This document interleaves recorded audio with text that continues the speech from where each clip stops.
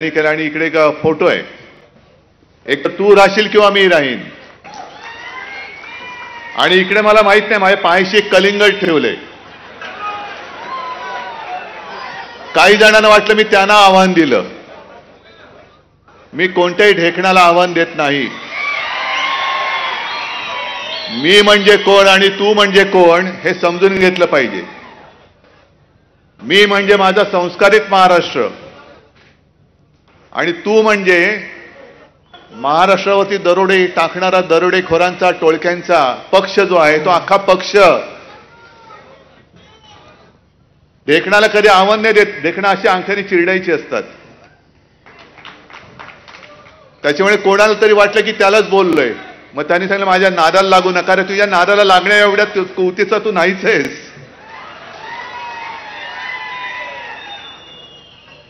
आज बरेच विषय आहेत. बऱ्याच विषयांवरती मार्गदर्शन झालेलं आहे. चला जिंकूया. बोलायला खूप सोपं आहे, पण कसं जिंकायचं आणि कशासाठी जिंकायचं हा महत्वाचा विचार आहे. कसं जिंकायचं हे सांगितले गेले आणि कशासाठी जिंकायचं याचा अनुभव तुम्हाला सर्वांना येतोय. मी माझं पुढचं भाषण सुरू करण्याच्या आधी पुणेकरांचा जो विषय आहे, काल मला संध्याकाळी रिव्हरफ्रंट या विषयामध्ये अभ्यास करणारे जे काही पर्यावरणवादी आहेत त्यांनी माझी भेट घेतली. आणि तुम्हाला सगळ्यांना कल्पना पाहिजे, गेल्या काही दिवसांपूर्वी जो पुण्यामध्ये पूर आला होता हा केवळ एका विभागाचा पूर नाहीये. काही हजारो संसार त्याच्यात उद्ध्वस्त झाले. पाऊस पडला, पूर आला, तसं मागे पानशेतचंही धरण फुटलं होतं. या गेल्या काही दिवसांमध्ये सुद्धा पूर्ण देशात, मग वायनाड असेल, केदारनाथ असेल, बऱ्याच ठिकाणी पूर येतोय, भूस्खलन होतंय. आणि याच्यामध्ये आपण नुसतं निसर्गावरती टाकून नाही चालणार. काही गोष्टी ज्या आपण चुकतो आहोत, मी चुकत नाही म्हणत, गुन्हे घडतायत आपल्याकडनं, या गुन्हेगारांना लटकवण्यासाठी म्हणून सुद्धा आपल्याला जिंकलं पाहिजे. फासावरती नसलं तरी उलटं लटकवलंच पाहिजे. आणि मी तुम्हाला सर्वांना विनंती करेन, पुणेकरांना खास करून, की हा अख्खा विषय हा पुणेकरांचा आहे. एक विकासाचं स्वप्न दाखवणं खूप चांगलं आहे की इकडे जॉगिंग ट्रॅक होईल, सायकल ट्रॅक होईल, हे बरोबर आहे. पण त्याच्यासाठी माझ्या शहराची काय हानी होणार आहे ते सुद्धा दाखवा जरा. आणि मी फक्त 2 फोटो तुम्हाला दाखवणार आहे. हे घेऊन जा.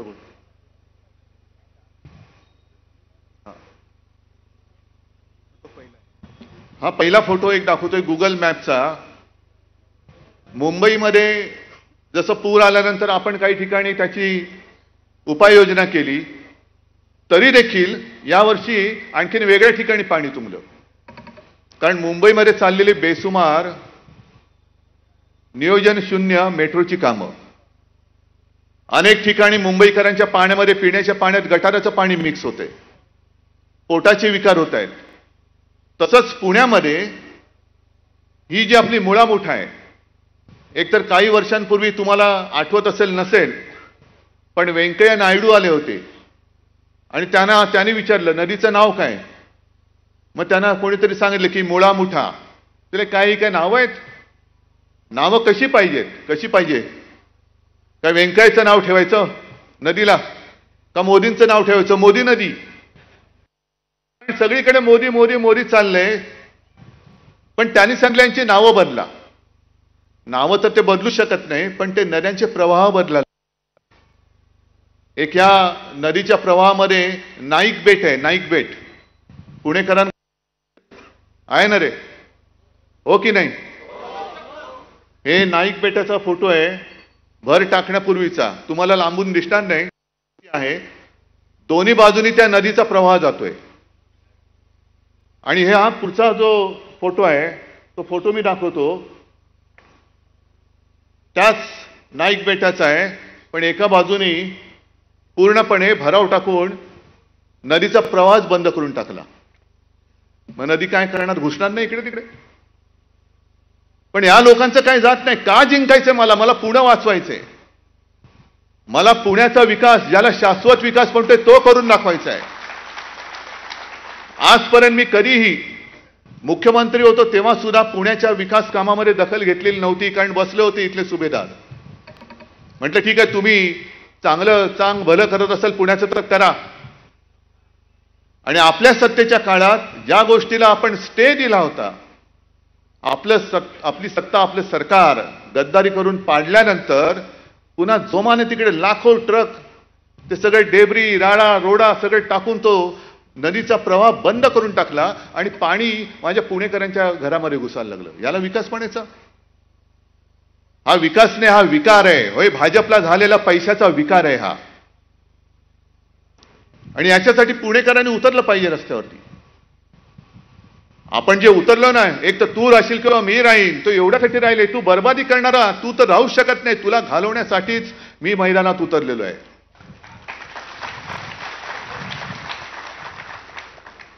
हे बेट कोणाचं आहे? तिकडे भराव कोण टाकतंय? माझ्या माहितीप्रमाणे संजय, आता तुम्ही जो उल्लेख केला राम मंदिराचा, गळते राम मंदिर, तसंच नवीन संसद भवनही गळते. हे जे नवीन संसद भवन आहे ते ज्यांनी बांधलं तोच कॉन्ट्रॅक्टर या नदी बुजवण्याचं काम करतोय, ही माझी माहिती आहे. हा गुजरातचाच आहे, औरंगजेबाच्याच राज्यात जन्मलेला आहे. मग कॉन्ट्रॅक्टर माझा लाडका, मग काय पैसे गेले तरी जातील, जाऊ दे, पण माझ्या कॉन्ट्रॅक्टरची तुंबडी भरली पाहिजे. पुणेकर मेला तरी चालेल, पण नदी बंद झालीच पाहिजे. कॉन्ट्रॅक्टरच्या खिशामध्ये पैसा पडलाच पाहिजे. हे कॉन्ट्रॅक्टर सुद्धा त्यांना सांगतोय, जरा 3 महिने थांबवा, नंतर तुमचा सुद्धा हिशोब चुकता केल्याशिवाय राहणार नाही आम्ही. तुमचा हिशोब चुकता करू. अरे 14 महिन्यामध्ये अजून 1 वर्ष झाले नाही नवीन संसद भवन उघडून. 1 वर्ष झालं असेल जेमतेम. किती वर्ष झाली? 1 वर्ष. मोदी जे काँग्रेसकडे हिशोब मागतायत, 60 साल में क्या किया, 70 साल में क्या किया. अरे तुम्ही 12 महिन्यात जे संसद भवन बांधले ते गळते, त्याचा हिशोब पहिला द्या आणि मग आमच्याकडे 70 वर्षाचा हिशोब मागा. 70 साल में क्या किया. तुमचं सगळंच गळतंय. नाही म्हणजे जे बांधलंय ते मी बोलतोय. काय शब्द अर्थाचा अनर्थ करू नका. बाकी कुठे मी काही पाहिलेलं नाही. पण संसद भवन गळते, राम मंदिर गळते, पेपर लीक होत आहेत, सगळं गळती सरकार. याला म्हणायचं नाही तर दुसरं कोणतं आहे? हे गळती सरकार आहे. आणि पुणेकरांसुद्धा मी विचारतोय की गेल्या 10 वर्षापूर्वी जे काही पुणे होतं आणि ज्या एका विश्वासाने, तेव्हा आमचं सुद्धा पाप आहे, आम्ही सुद्धा यांना पाठिंबा दिला होता, हिंदुत्वाच्या वेडापायी दिला होता. मग 10 वर्षापूर्वीचं पुणे अधिक चांगलं होतं की हे सगळं बट्ट्याबोळ झालेलं पुणे अधिक तुम्हाला चांगलं वाटते? ह्याचं उत्तर द्या. आणि मग तू तरी राहशील नंतर मी तरी राहीन, होऊन जाऊ दे, काही असेल. आता काय तुम्ही काय बोललात? खड्ड्याचं पुणे झालंय. सगळीकडेच खड्डे. मुंबईत सुद्धा खड्डे. म्हणजे जे छाती ठोकपणाने सांगत होते आमचे नितीन गडकरी की असे रस्ते मी बनवेन की 200 वर्षामध्ये खड्डेच पडणार नाही. अजूनही मुंबई गोवा रस्ता होत नाहीये. कोकणामध्ये जा, अजून गचके खातच जावं लागतं. गणपती बाप्पा चाकरमानी दरवर्षी तो सीझन आला की सगळे नाटकं होतात, सगळे राजकारणी जातात खड्डे बघायला. मग हे सगळे खड्डे जे आहेत त्याचा एक चांगला फोटो तयार करा आणि एक खड्डा पुरुष म्हणून पुरस्कार द्या त्यांना. खड्डा पुरुष, जसं युगपुरुष असतं तसं खड्डा पुरुष. कोण? हे आमचे टरबूज. जाऊ द्या, कुठेही खड्ड्यात घाला त्याला. गेल्या काही दिवसापूर्वी मला वाटतं ह्याच सभागृहात एक कार्यक्रम झाला असेल बहुतेक ना, झालं होतं की नव्हतं? कोणाचा? बालेवाडीला झाला होता. म्हणजे इतिहासामध्ये जर का आपण डोकावलं तर शाहिस्ते खान जरा तरी हुशार होता. त्याचं बोटावरती निभावलं. 3 बोटं इकडे पुण्यातच कापली गेली होती. पुन्हा महाराष्ट्रात नाही आला. नको रे बाबा, बोटावरती निभावलंय. त्यातनं काही शहाणपण यांनी घेतला असता तरी परत आले नसते. पण हे परत आले. कशासाठी आले? महाराष्ट्राने जे फटके दिले त्याचे वळ कोणाकोणाच्या अंगावर कुठे कुठे कसे उठले ते वळ बघायला आले होते. अरे तुझ्या कुठे उठला, माझ्या कुठे उठला. आणि त्यांचे मोरके कोण कोण आले होते? अहमद शाह अब्दालीचा राजकीय वंशज अमित शहा. अहमद शाह अब्दाली तो पण शहाच होता, तो अहमद शाह होता, हे अमित शाह आहेत. अहमद शाह अब्दालीचा हा राजकीय वंशज हा इकडे वळवळायला आला होता. आम्हाला हिंदुत्व शिकवतोय. अरे नवाज शरीफचा केक खाणारी अवलाद तुमची, तुमच्याकडनं आम्ही हिंदुत्व शिकायचं. शिवसेनेने हिंदुत्व सोडलं. का आम्ही हिंदुत्व सोडू? कशासाठी सोडू? केवळ काँग्रेस सोबत आम्ही गेलो, तुम्ही नालायकपणाने केलं. जे शंकराचार्य म्हणाले विश्वासघात करनेवाला हिंदू नाही हो सकता, तो विश्वासघात तुम्ही आमच्याशी केलेला आहात. आणि शंकराचार्य म्हणतात जो विश्वासघात करतो तो हिंदू नाही. मग तुम्ही आमचा विश्वासघात केल्यानंतर शंकराचार्य जे म्हटलेत मग तुम्ही हिंदू आहात की नाही आहात? आणि तुम्ही जे काय करता सत्ता स्थापनेसाठी, अगदी तुमचे पूर्वज जरी काढले 1940 सालापासून श्यामाप्रसाद मुखर्जी, मी नाशिकच्या शिबिरात सुद्धा बोललो होतो. मुस्लिम लीगने, तेव्हाच्या मुस्लिम लीगने देशाची फाळणी मागितली होती. त्या मुस्लिम लीग बरोबर मांडीला मांडी लावून बंगालमध्ये सरकारमध्ये स्थापन होणारे यांचे राजकीय बाप श्यामाप्रसाद मुखर्जी, मेहबूबा मुफ्ती मोहम्मद बरोबरची सरकारमध्ये सामील होणारी ही भाजपा. आज सुद्धा चंद्रबाबू नायडू हा काय हिंदुत्ववादी माणूस आहे? नितीश कुमार हे काय हिंदुत्ववादी माणसं आहेत? पण त्यांनी मुस्लिम काय म्हटलेलं आहे त्याच्याकडे डोळे झाक करून आम्ही आमचं सांगतोय, आमचं हिंदुत्व कसं आहे हे आम्ही जाहीरपणाने सांगतोय. अरे पहिले तू कसं आहे अमित शहा ते तरी सांगा ना आम्हाला. एकदा मोदी आम्हाला सांगतात की त्यांचं बालपण हे मुस्लिम कुटुंबियांच्या सोबत गेलेलं आहे. ईदच्या वेळेला ते ताजिया खाल्लं पण जायचे. ईदच्या दिवशी त्यांच्या घरचं जेवण मोदीजींच्या घरी यायचं. मग हे जर तुमचं हिंदुत्व किंवा तुमची धर्माची संकल्पना असेल तर उत्तर प्रदेशमध्ये आता आदित्यनाथनी जे काय लावलं होतं ते कोर्टाने हाणून पाडलं. कावड यात्रा जी वर्षानुवर्ष चालले, त्या मार्गावरती जेवढी दुकानं आहेत त्या दुकानदारांच्या मालकांची नावं त्याच्यावर लावायची, हा हिंदू आहे का मुसलमान आहे. मग मोदींचं हिंदुत्व आम्ही मानू तुमचं आहे म्हणून का ते आदित्यनाथ सांगतायत ते तुमचं हिंदुत्व आहे? तुम्ही वाटेल ते करता. आम्ही काय म्हटलं तर लगेच त्यांनी हिंदुत्व सोडलं. मग आणखीन एक त्यांनी एक शब्द काढलाय, ते हिंदू मुसलमान मुला मुलीचं लग्न झालं आणि काय झालं की लव जिहाद. मग तसं मी म्हणतोय तुम्ही बेशरमपणाने तुमच्या सत्तेसाठी सरकारमधनं माणसं फोडताय, पक्ष फोडताय, पक्ष चोरताय. कोणत्याही पक्षाच्या जाहीरनाम्यामध्ये मुसलमानांसाठी काही जर का असेल तरी देखील तुम्ही त्यांना जवळ करताय. आणि आम्ही आमचं हिंदुत्व जे काय आहे ते सांगितल्यानंतर मुसलमान आमच्या सोबत असतील तर आम्ही औरंगजेबाचे फॅन क्लब. मग तुमचं जे काय चाललंय हा सत्ता जिहाद नाहीये, हा सत्ता जिहाद आहे. सत्तेसाठी वाटेल ते म्हणजे तुम्ही काही करा पण आम्हाला सत्तेत घेताय तर तुम्ही आमचे. आणि म्हणून मी अमित शहाना मुद्दामून काही वाक्य ऐकवण्यासाठी म्हणून हे कागद घेऊन आलेलो आहे. हे कोणी लिहिले? ज्या वेळेला आणीबाणी होती त्या आणीबाणीच्या काळात अनेक जणांना तुरुंगात टाकलं गेलं. सरदार वल्लभभाई पटेलांनंतर इंदिरा गांधींनी तेव्हा RSS वरती बंदी घातली होती. आणि तेव्हाचे जे RSSचे प्रमुख होते बाळासाहेब देवरस हे येरवड्यामध्येच तुरुंगात होते. तुम्ही जे काय आता सांगताय ना संविधान हत्या दिन, आणि तुम्ही जो काय विरोध केला होता ती देवरसांची पत्र काढा, ते पुस्तक आहे. आणि ती पत्र वाचल्यानंतर कळेल संघाचा आणीबाणीला पाठिंबा होता का विरोध होता ते त्या पत्रातून कळेल. पण देवरसांनी 2 पत्र ही तत्कालीन पंतप्रधान इंदिराजींना लिहिली होती. आणि त्याच्यामध्ये संघ म्हणजे काय आहे ते त्यांनी सांगितलं होतं. हिंदी में है, थोडासा पढ़ने की कोशिश करता हूं. त्यांनी सांगितलं की राष्ट्रीय स्वयंसेवक संघ पर सांप्रदायिकता का आरोप करने वाले भी कुछ लोग हैं, पर उनका यह आरोप निराधार है। यद्यपि संघ का कार्यक्षेत्र संप्रति केवल हिंदू समाज तक ही सीमित है, फिर भी किसी अहिंदू के खिलाफ कुछ भी संघ में सिखाया नहीं जाता। संघ में मुसलमानों का द्वेष करना सिखाया जाता है, यह कहना भी सर्वथा असत्य है। इस्लाम धर्म, मोहम्मद पैगंबर, कुरान तथा ईसाई धर्म, ईसा मसीह, बाइबल, इनके संबंध में संघ में अनुचित शब्द का भी प्रयोग नहीं होता।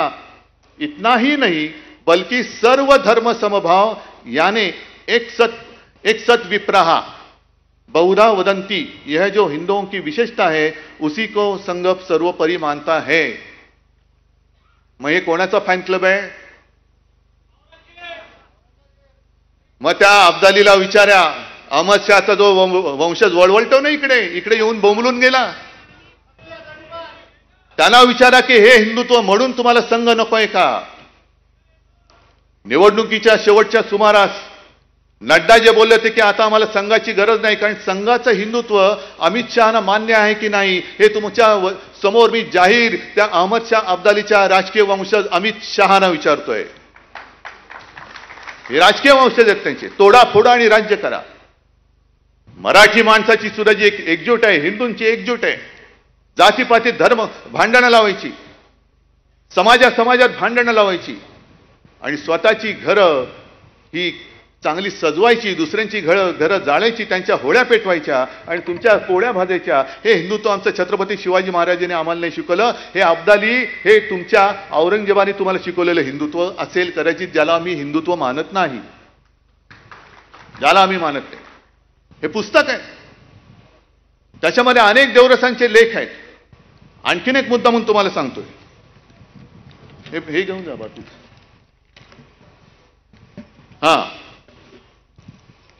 आता यांना संघ का नकोय? कारण आणखीन एक पुढचं एका लेखात त्यांनी म्हटलेलं आहे की कुर्सी लोलूप नेतृत्व फार मोठं आहे, पण एक 4 ओळी वाचतो आणि हे खरंच देवरसांचं कौतुक आहे की त्यांना हे दिसलं होतं की काय तेव्हा मला माहिती नाही की असे नतद्रष्ट संघाचा उपयोग करून सत्तेत येतील आणि संघाच्या त्या ह्याला हरताळ फासतील, हे त्यांना ओळखलं होतं। त्यांनी असंच म्हणावं लागेल। आणि त्यांनी जे लिहिलेलं आहे कि सत्ता में जब आदमी आता है, कुर्सी पर बैठता है तो कुर्सी का कुछ न कुछ मोह होने लगता है और आहिस्ता आहिस्ता फिर मेरा दल यह विचार बहुत मात्रा में प्रभावी होता है और सारी नीतियां देश के कल्याण के लिए न होकर या तो खुद के लिए या दल के हित के लिए होने लगती है। किसी ने यदि पूछा कि भाई यह कोई अच्छी बात है क्या, तो कहते हैं हाँ भाई अच्छी तो नहीं है लेकिन करनी पड़ती है, दल के लिए करनी पड़ती है, कुर्सी के लिए करनी पड़ती है। अब्दाली वाचताय किंवा तुमच्या माध्यमातून या चॅनलच्या माध्यमातून ऐकताय, हिंदी में लिखा है, मराठी तो आपकी समझ में आने वाली बात नहीं है। मराठीचा जो काही ठसका आहे आणि जो काही फटका आहे लोकसभेमध्ये आम्ही तुम्हाला दिलेला आहे, पण तुम्हाला मराठी इतके वर्ष महाराष्ट्रात राहून कळत नसेल तर मुद्दामून तुमच्याच देवरसाने लिहिलेल्या हिंदीतले हे 4 ओळी ज्या आहेत त्या अब्दाली तुम्ही वाचा। आणि खुर्चीचा मोह काय आहे, पक्षाचा स्वार्थ कसा आहे, त्याच्यासाठी तुम्ही कसं काय सगळी वाट लावून काम करता आहात ते त्यांनी देवरसाने त्यावेळेला लिहून ठेवलेले आहे। आज इतक्या वर्षानंतर आम्हाला जे वाटत होतं की हिंदुत्व हिंदुत्व हिंदुत्व आहे ना, त्यावेळेला हा एक विचार होता, नक्की होता। पण आम्ही जे काही हिंदुत्व म्हणतोय तो हिंदुत्व हा छत्रपती शिवाजी महाराजांचा जो महाराष्ट्र धर्म आहे त्या महाराष्ट्राला धर्माला पुढे नेणारं आमचं हिंदुत्व आहे, साधू संतांचं हिंदुत्व आहे। आणि मी का तडफेने उतरलोय, एक गोष्ट आपण लक्षात घेतली पाहिजे की आपण जेव्हा म्हणतो हर हर महादेव, जय भवानी, जय शिवाजी, काय आपल्याला अधिकार काय आहे? छत्रपती शिवाजी महाराजांकडून असं आपण काय घेतलंय की त्यांच्या जयंत्या आपण साजऱ्या करतोय, राज्याभिषेक दिन साजरा करतोय, अगदी दैवतासारखी त्याची पूजा करतोय। जर महाराज तुमच्या समोर उभे राहिले आणि विचारलं काय रे तू असं माझ्याकडनं काय घेतलंस की असा मोठा रुबाबात माझं नाव घेतोयस, काय घेतलंस नेमकं? तर मला असं वाटतं आत्ताच्या काळामध्ये आपण तोच एक त्यांचा गुण घेतला पाहिजे मिर्झा राजे जयसिंग हिंदूच होता, पण औरंगजेबाच्या पदरी त्याचे पाय चाटणारा सरदार होता. जसे हे गद्दार तिकडे गेलेत आपलं सरकार पाडून, तसंच प्रत्येक वेळेला भगव्याला घात भगव्याचा कोणी केला असेल तर तो शत्रूने नाही केला तर गद्दारांनी केलेला आहे. गद्दारांनी आपला घात केलाय. मग तो आपल्या छत्रपती संभाजी राजेंचा असेल, स्वराज्याचा असेल, घात केला तो आपल्या गद्दारांनी केला. आणि त्याही काळामध्ये मिर्झा राजे जो का आला प्रचंड समुद्रासारखं सैन्य घेऊन, आणि त्यांनी ओळखलं होतं की हा माणूस वेगळा आहे, हा राजा वेगळा आहे, ह्याचा जो जीव आहे तो सिंहासनात नाही अडकलेला, तो जनतेमध्ये अडकलेला आहे. कारण हे रयतेचं राज्य आहे. रयत म्हटल्यानंतर कोणत्याही इतर वस्तूपेक्षा जनतेचा प्राण हा महत्वाचा आहे. शेतकऱ्याच्या भाजीच्या देठाला सुद्धा हात लागता कामा नये, हे जर का आदेश देणारा हा राजा असेल तर त्याचा जीव हा जनतेत अडकलाय. म्हणून त्यांनी जनतेची कत्तल सुरू केली. आणि जनतेची कत्तल सुरू केल्यानंतर महाराजांसमोर पर्याय नव्हता, शरण जावं लागलं. मग पुढचा सगळा तुम्हाला तो सगळा विषय माहिती आहे. आग्र्याला तिकडे घेऊन गेले आणि आग्र्याला जवळपास त्यांना मारायचंच ठरलं होतं औरंगजेबानी, पण मोठ्या शिताफीने महाराज निसटले.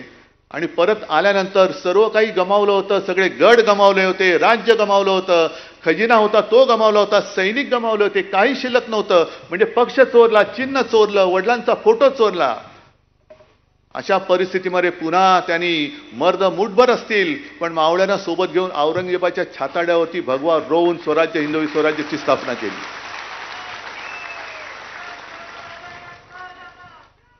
मग आपण हे नाही करू शकत? आपण नाही करू शकत? अरे तेव्हाची लढाई वेगळी होती. तेव्हा ईडी, इन्कम टॅक्स, सीबीआय नव्हतं. सरळ तलवार घेऊन यायचे आणि जे मी म्हणतो ना, तू राहशील किंवा मी राहीन. जसा सिंहगडाच्या वेळेला तानाजी आणि तो उदयसिंग म्हणजे समोरासमोर भिडायचे, लढाई व्हायची, रक्तबंब वाढवायचे, कोणाचा हात कापला जायचा, कोणाची गर्दन छाटली जायची, कोणाचे पाय जायचे. तरी देखील उभं राहिलं का? चला जिंकूया. हा महाराजांनी तेव्हा सुद्धा एक आदेश दिला असेल, चला जिंकूया. का? कारण सगळं जे काही संकट आलं होतं ते संकट नेस्तनाबूत करून पुन्हा माझा पवित्र भगवा, हा हिंदू संस्कृतीचा भगवा, हा तिकडे मला रोवायलाच पाहिजे. त्या जिद्दीने महाराज परत आले आणि त्यांनी तो रोवून दाखवला. म्हणून आपण त्यांची पूजा करतो. मग इतिहासामध्ये आपली नोंद काय झाली पाहिजे? अरे नुसते नाव घेणारे होते नाही. मी तर असा विचार करतो की माझं प्रत्येक पाऊल छत्रपती शिवाजी महाराज आणि बाळासाहेब बघतायत की हा काय करतोय. शिवसेना प्रमुखांनी शिवसेनेची जबाबदारी माझ्यावरती सोपवली. शिवसेना म्हणजे नुसती यांच्यासारखा भाकड जनता पक्ष नाही, तर अन्याय जाळून टाकणारी मशाल आणि निखारा आहे तो निखारा. त्या निखाऱ्याची जबाबदारी त्यांनी माझ्यावरती सोपवलेली आहे. निखाऱ्याची जबाबदारी पेलणं हे फार मोठं काम आहे. मशाल सुद्धा हातामध्ये पेलणं हे फार मोठं काम आहे. कारण जी मशाल अन्याय जाळू शकते तीच मशाल घर सुद्धा जाळू शकते. आणि म्हणून मी जी मशाल निशाणी निवडलेली आहे ती जाणीवपूर्वक निवडलेली आहे. ठीक आहे, आज सुद्धा माझं आव्हान आहे, तुम्ही पक्ष चोरला, चिन्ह चोरलं, सुप्रीम कोर्टामध्ये निकाल लागणार आहे. उद्या का 6 तारखेला सुनावणी आहे. आमचा न्यायदेवतेवरती विश्वास आहे. येत्या 5, 10, 50 वर्षामध्ये निकाल नक्की लागेल. ना आता एवढा आमचा विश्वास आहे, आमचा अंधविश्वास आहे न्यायदेवतेवरती. एक 50 वर्षामध्ये निकाल नक्की लागेल. पण तो निकाल लागायचा तेव्हा लागेल मी जनतेच्या न्यायालयामध्ये निकाल मागण्यासाठी न्याय मागायला आलेलो आहे. आणि आजचं हे जे शिबिर आहे, हे शिबिर आणि तुम्ही सगळे माझे शिवसेनेचे वकील आहात. जनता आपला न्यायाधीश आहे आणि त्या न्यायाधीशाकडे जाऊन आपल्या संघटनेची, आपल्या शिवसेनेची बाजू मांडणारे तुम्ही शिवसेनेचे दूत आहात, शिवसेनेचे वकील आहात. ही जनता न्यायालयामध्ये सुनावणी आजपासून सुरू झाली आणि निवडणुकीचा निकाल लागेल तेव्हा जनतेच्या रूपाने बसलेला तिकडे तो जनता जनार्दन रूपी न्यायाधीश असेल, त्यांनी दिलेला न्याय हा आपल्या बाजूने असेल. हा मला आत्मविश्वास आहे. हा मला आत्मविश्वास आहे. बाकी कोर्टाला सुद्धा मी विनंती अनेकदा केलेली आहे. एक शेवटची विनंती करतो, नाही तर आम्ही आता नाच सोडतो. लोकशाही ही केवळ शिवसेनेची लढाई नाहीये. अपात्रतेचा निर्णय, अहो आता संपली, टर्म संपली. आता उद्या जरी त्यांना अपात्र ठरवलं तरी देखील उद्याची निवडणूक लढवू शकतात. मग आम्हाला मिळाला कुठे नाही. पण आज आम्ही तुमच्याकडे एका आशेने बघतोय की दिवसा ढवळ्या लोकशाहीचा खून करून चोर बाजार मांडणारे खुनी जर का आमच्या राज्यावरती राज्य करत असतील तर आम्ही कोर्टाकडनं अपेक्षा केल्यानंतर तिथून जर न्याय मिळायला विलंब होत असेल तर दुसरा आम्ही कोणाकडनं अपेक्षा करायची न्यायाची? मी माझ्या जनतेकडनंच करणार. कारण जनताच मग त्याला साक्षीदार आहे. जो गद्दारांनी चोर बाजार मांडलेला आहे संपूर्ण, आणि आता रेवड्या उडवत आहेत. एक तर लुटालूट प्रचंड चाललेली आहे.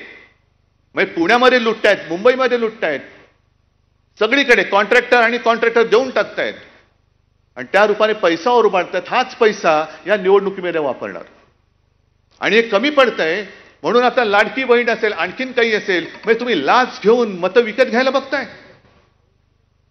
महाराष्ट्र हा स्वाभिमानाने जगणार आहे, भिकेवरती जगणारा महाराष्ट्र नाहीये. महाराष्ट्राला पाहिजे ते हक्काचं पाहिजे. आज सुद्धा त्या माऊलीला आपण मदत केली. शेतकरी काय मागतात ते द्या. त्या माऊलीला 1500 रुपये द्या. तिचा मुलगा येतोय परत.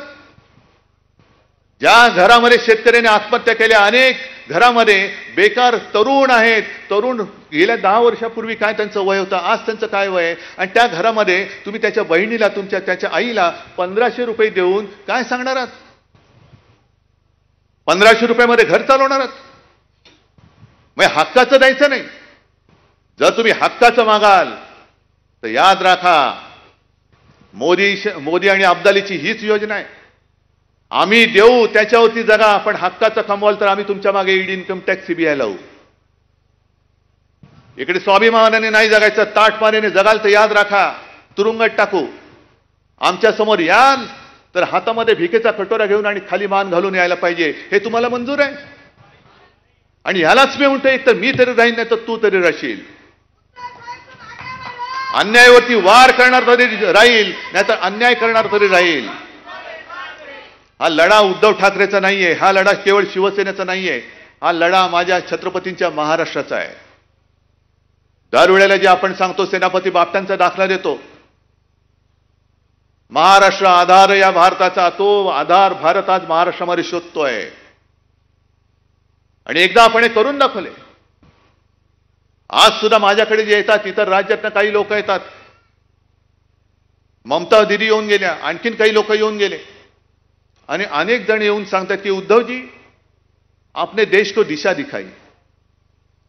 1 डिसेंबर जानेवारी पर्यंत या हुकुमशहाच्या विरुद्ध बोलण्याची कोणाची हिंमत होत नव्हती, ती महाराष्ट्राने दाखवली, म्हणून आपण हा लढा देऊ शकलो. आहे ना, ही तर आपली परंपरा आहे. अन्यायाविरुद्ध लढणं. त्याही काळामध्ये आम्ही शाळेमध्ये हे सगळं शिकलो, तुम्ही पण शिकलेला आहात. आपल्या शाळेची पुस्तकं एकच होती, धडे एकच होते, पण नुसते वाचून मार्क मिळवण्यासाठी ते धडे नव्हते, तर आयुष्यामध्ये ते संस्कार गिरवण्यासाठी म्हणून ते धडे होते. लोकमान्य टिळकांना जे म्हणतात असंतोषाचे जनक, स्वराज्य हा माझा जन्मसिद्ध हक्क आहे आणि तो मी मिळवणारच. मग तेच आज आम्ही म्हणतोय. त्या काळामध्ये जसे टिळक हे महाराष्ट्राचे एक मराठी माणूस देशातल्या इंग्रजांच्या विरुद्धचा असंतोषाचा जनक झाला, तसं आज ह्या मोदी शहांच्या हुकुमशाही विरुद्ध माझा महाराष्ट्र आणि माझी शिवसेना ही आजच्या हुकुमशाहीच्या विरुद्धची असंतोषाची जनक आहे. आणि जसं ते म्हणाले होते की स्वराज्य हा माझा जन्मसिद्ध हक्क आहे, तो मी मिळवणारच, तसं आज सुद्धा आम्ही म्हणतोय की होय, स्वराज्य हा माझा जन्मसिद्ध हक्क आहे आणि तो मी राखणारच. म्हणून आम्हाला जिंकायचंय. कारण ही नुसती एवढ्या जागा पाहिजेत, तेवढ्या जागा पाहिजेत नाही, मला अख्खा महाराष्ट्र पाहिजे. मला महाराष्ट्राचा काना कोपरा हा स्वाभिमानाने उठलेला पाहिजे, पेटलेला पाहिजे. मला संपूर्ण महाराष्ट्रातल्या दऱ्याखोऱ्यांमध्ये या हुकुमशाही, व्यापारी हुकुमशहांच्या विरुद्ध एक रान किंवा वणवा पेटलेला पाहिजे. आणि ते वणवा पेटवण्याचं काम तुमच्यावरती दिलेलं आहे. आहे हिंमत तुमच्यामध्ये? करणारच ही कामं? कारण हातामध्ये तलवार आहे, ठीक आहे, पण ही तलवार जसं त्या मुनगट्टीवाराने आणली, वाघ नख. अहो मुनगट्टीवार, नखाच्या मागे वाघ असतो ना, तेव्हा त्या वाघ नखाला अर्थ असतो.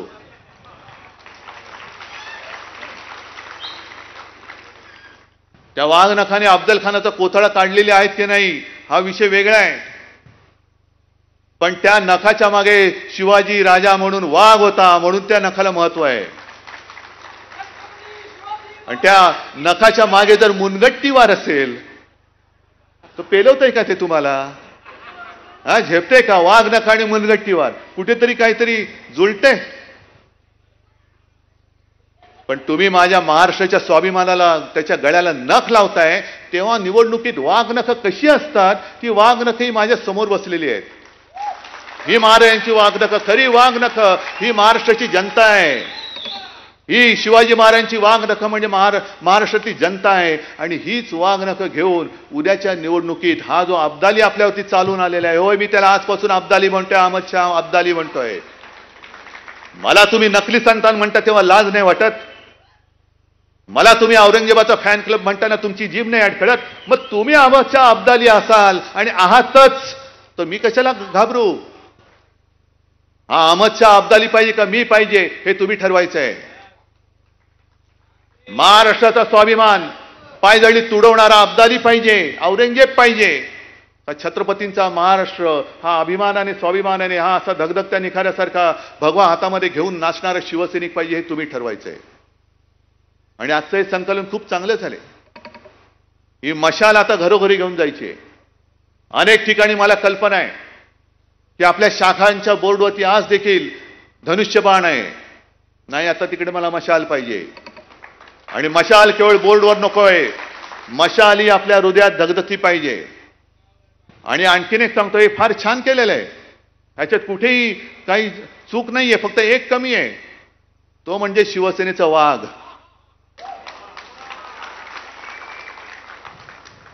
जो मुनगट्टीवारकडे नाहीये, जो भाजपकडे नाहीये. तुम्ही नख घेऊन बसा, पण वाघ माझ्याकडे आहे. त्याच्यामुळे आम्हाला ती भीती दाखवू नका. ही निवडणूक तुम्ही कधीही घ्या, ठीक आहे, पावसाचं थैमान आहे, पण त्याच्यानंतर पावसाचं थैमान झाल्यानंतर भगव्याचं थैमान सुरू होईल. भगवं वादळ या महाराष्ट्रामध्ये येईल. आणि अमित शहाना सांगतोय, अब्दालीला सांगतोय की या लोकसभेत जेवढे वळ तुमच्यावरती उमटलेत त्याच्यापेक्षा, जसं संजय तुम्ही बोललात ना, शिवसेना प्रमुख म्हणायचे की माझ्या पाठीवरती आता एवढे वार झालेत की वार करायला जागा नाही, तसं या विधानसभेच्या निकालानंतर अब्दाली तुमच्या भाजपवरती एवढे वळ उठतील की पुन्हा वळ उठवायला जागा शिल्लक नसेल. आणि मग तुमची वळवळ ही महाराष्ट्रामध्ये कायमची गाडली गेलेली असेल. आणि ती गाडण्यासाठी सज्ज व्हा, हातामध्ये मशाल घ्या आणि ह्या चोर बाजाराला, दरोडेखोरांना जसं औरंगजेबाची कबर तिकडे आपण बांधली तशीच भाजपची राजकीय कबर या महाराष्ट्रामध्ये बांधा. जय हिंद, जय महाराष्ट्र. मी सर्व नेते मंडळींना विनंती करतो की त्यांनी राष्ट्रगीतासाठी वरती यायचंय. योगायोगाने आज पृथ्वीराज सुतारांचा पण आज वाढदिवस आहे. बुलेटिनमध्ये आता वेळ झाली एका ब्रेकची. पाहत रहा एबीपी माझा.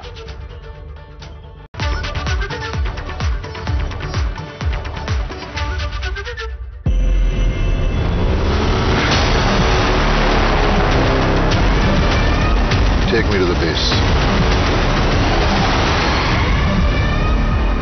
Sir, how was the test drive? Badass. New Seltos. Tech is now badass. Kia, movement that inspires. अनेक सरकारी संस्थांचं खाजगीकरण होत असताना आता राज्यातले जलविद्युत प्रकल्प सुद्धा खाजगीकरणाच्या वाटेवरती आहेत. ज्या प्रकल्पांना 35 वर्ष पूर्ण झालीत असे प्रकल्प खाजगी प्रवर्तकांच्या ताब्यामध्ये भाडे तत्वावरती दिले जाणार आहेत. सरकारच्या निर्णयामुळे आता एक नवा वाद निर्माण होण्याची शक्यता आहे. पाहुयात या संदर्भातला एबीपी माझाचा हा एक्सक्लुझिव्ह रिपोर्ट. जलविद्युत प्रकल्पांना खासगीकरणाचा शॉक.